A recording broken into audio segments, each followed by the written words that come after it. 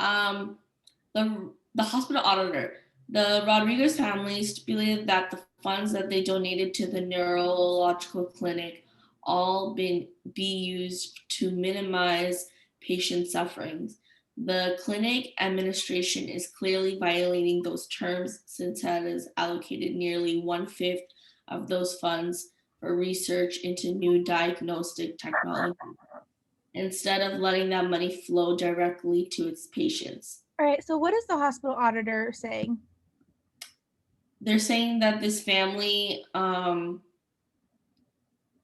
they wanted money, the money that they donated, they wanted to go towards the patients that are suffering some kind of new diagnosis or whatever, instead of not new diagnosis, but they wanted to go towards like patient suffering instead. And the hospital auditor says, oh, putting it, since it's already allocated funds for research for new diagnostic technologies, 1/5 of it. What is the hospital auditor's conclusion? What did I write? They're violating terms. Yeah, this is our conclusion. And why do we think that we're violating, and what are those terms referring to? The funds going directly to the patients. Being used to minimize patient suffering. Minimize patient suffering, yep. Yeah. And we know, and then so, and why does this hospital auditor think that they are violating terms?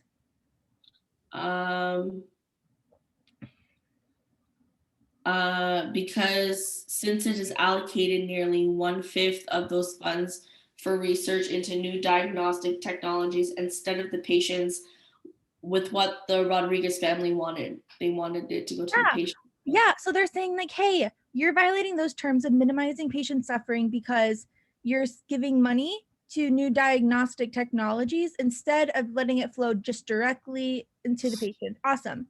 All right, and then our clinic administrator responds by saying, but, so we have a point of contention here, the successful development of new technologies will allow early diagnosis of many neurological disorders. I'm like, oh, that's interesting. So they're saying like, hey, what if we caught it early? In most cases, so most is more than 50%, patients who are treated in the early stages of neurological disorder suffer far less than do patients who are not treated until their neurologic disorders reach advanced stages. So the clinical administrator responds by saying like, hey, we actually are, minimizing patient suffering, right? And so how does the clinic administrator respond to the hospital auditor? What would you say in your own words? They're saying, oh, like, hold on. With the technology, if they're treated earlier in the earlier stages, so what do they do? Does the clinic administrator use an analogy? Do they use an example? Do they bring in new information? Do they clarify information?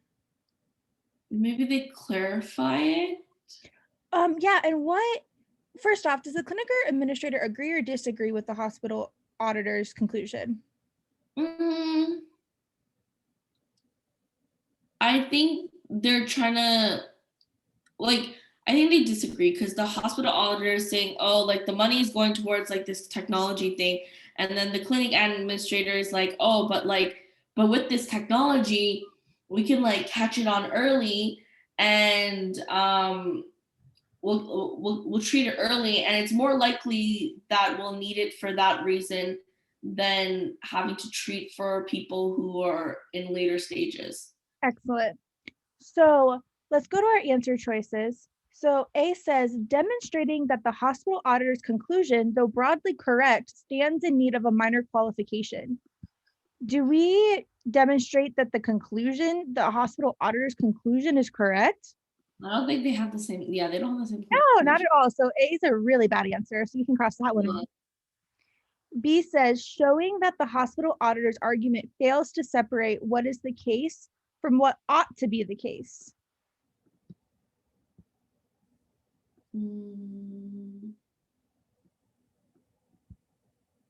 I think this is where I got stuck.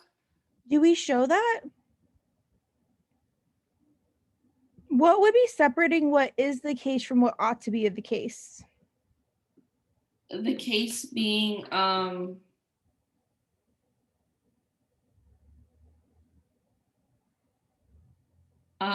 they're saying I thought the ought to be the case being the to treat the early stages or like the advanced ones. I was looking at that.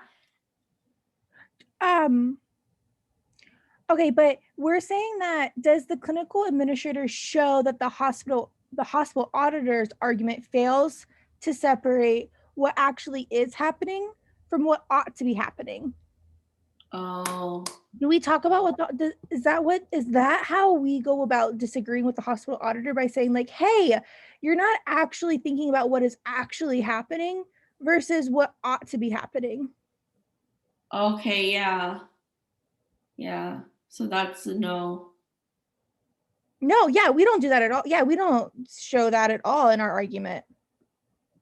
So there's no like I don't even know how that could be the right answer, to be honest. That would be like saying that, I guess that would be saying like, if someone had an argument and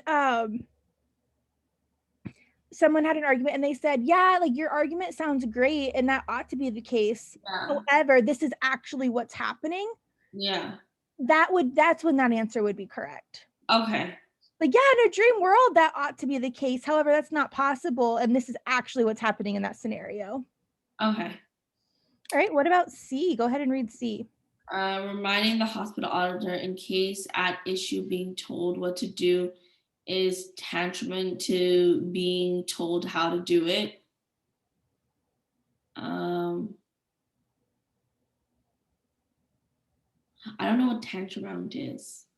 Like, oh, tantamount. Tantamount to being told how is what to do is tantamount to being told. It's like the same thing. Okay. So do we show them that being told what to do is the same thing as being told how to do it? No. Nope, we don't remind the hospital auditor of that, so we can cross that one off. All right, what about D? Arguing and assessing severity of violence. No, we don't talk about the severity of violence. Arguing that in assessing the severity of a violation.